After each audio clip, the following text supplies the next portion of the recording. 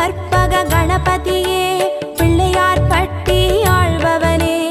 ஓம் சதுர்த்தி நாயகனே ஸ்ரீ கணேசனே சரணமையா